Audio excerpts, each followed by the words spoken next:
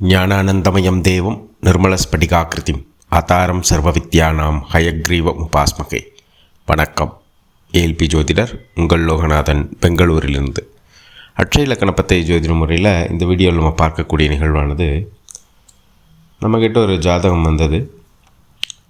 அதை கொண்டு வந்தது அந்த ஒரு பெண்ணுடைய திருமணம் சம்பந்தப்பட்ட கேள்விக்காக வந்தது. அதை கொடுத்தவர் அந்த பெண்ணுடைய அண்ணன் தான் கொடுத்தார். அவர் கொடுத்துட்டு, சார் அந்த பெண்ணுக்கு திருமணம் என்ன அப்படின்ற மாதிரி தங்கச்சி தான் பார்த்து சொல்லுங்கள் அப்படின்னாரு.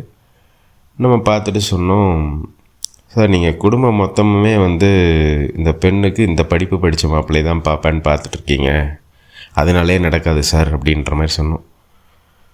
ஆமாம் சார், எங்கள் தங்கச்சி டாக்டர் படிச்சிருக்காங்க, நாங்கள் டாக்டர் மாப்பிள்ளை தான் பார்க்குறோம், அப்படி பார்த்தீங்கனாலே இங்கே தடையாயிட்டு தான் இருக்கும் அப்படின்னு சொல்லிட்டு நம்ம கேட்டோம். டாக்டர் படிப்பு சம்மந்தம் இல்லாத ஏதாவது ஒரு வரன் வந்ததா அப்படின்ற மாதிரி கேட்டோம். வந்தது, அந்த படிப்பு எங்களுக்கு ஏற்ற மாதிரி இல்லாதனால நாங்கள் அவரை சூஸ் பண்ணல அப்படின்னு நான் சொன்னேன். இந்த காலத்தில் உங்கள் காலம் உங்களுக்கு மாப்பிள்ளையை கொடுத்துருச்சு, நீங்கள் அதை உணராமல் நீங்களாக இது பண்ணிட்டீங்க. நீங்கள் இப்படியே பார்த்து படிப்பு வச்சே தேடிக்கிட்டே இருந்தீங்கன்னா இந்த காலகட்டங்கள் அது சாதகமாக இருக்காது அப்படின்றத நம்ம சொல்லி பலனாக சொல்லிட்டோம்.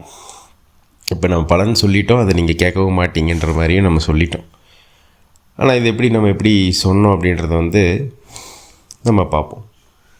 ஜாதகர் பிறந்தது மகர லக்னத்தில் பிறந்தார். ஜனன லக்னம், மகர லக்னம். இப்போ அந்த பெண்ணுக்கு வயது 30 வயது நெருங்கிடுச்சு.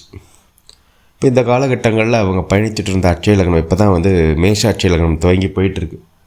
அப்போ லக்னாதிபதி 8ஆம் இடத்துக்கு ஆதிபத்தியம் பெற்ற லக்னாதிபதி 2ஆம் இடமாகிய குடும்பஸ்தானத்தில் இருக்கார். அப்போ தீராத பிரச்சனை இங்கே இருக்குது, குடும்பத்தில் தான் இருக்குது.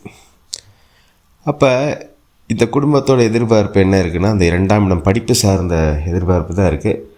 அதுவே பார்த்திங்கன்னா திருமணம் அப்படின்றது 7ஆம் பாகம் துலாம். அந்த துலாமுக்கு பார்த்திங்கன்னா ஜாதகர் ஆகிய செவ்வாய் பகவான் 2ஆம் இடத்துல இருக்குது, அதுவே 8ஆம் இடமாக இருக்குது. இப்போ இந்த படிப்பை வச்சே நீங்கள் பார்த்துக்கிட்டே இருந்தீங்கன்னா தடையாக தாங்க இருக்கும் அப்படின்றத நம்ம இந்த ஒரு அதிபதி வச்சு நம்ம சொல்லிட்டோம். அட்சய இலக்கண பദ്ധதியோட சிறப்பு அதுதான். நம்ம எல்லா அதிபதிகளையும் வச்சு இந்த கட்டம் ஃபுல்லாக நிறைச்செல்லாம் நம்ம சொல்கிறதில்ல. இந்த காலகட்டத்தில் எந்த அட்சய இலக்கணத்தில் பயணிக்கிறீங்க, லக்னாதிபதி எங்கே இருக்கார், அது உங்களுடைய கேள்விக்கு எப்படி இருக்குது, அதை வச்சு நம்ம எளிமையாக சொல்லிட்டோம். ஏன்னா எல்லாத்துக்குமே ரோட்டில் போகிறப்ப வேகமாக போகணும் அப்படின்றத, ரோடு அப்படின்றது வாழ்க்கை பயணம்னு எடுத்துக்கலாம். வேகமாக போகணுன்னு தான் ஆசை.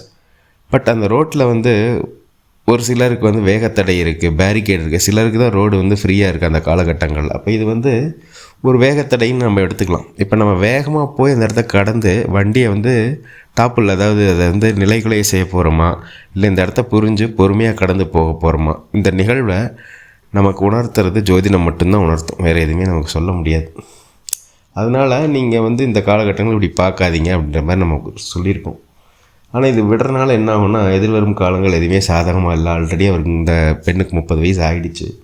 அதெல்லாம் கருத்தில் கொண்டு தான் நம்ம இன்னும் காலம் தாழ்த்தாதீங்க, உங்களுக்கு காலம் அந்த வரணை காட்டிடுச்சு, நீங்கள் அதை உணரலை அப்படின்ற மாதிரி நம்ம சொல்லி இதுக்கான பலனை சொல்லியிருக்கோம்.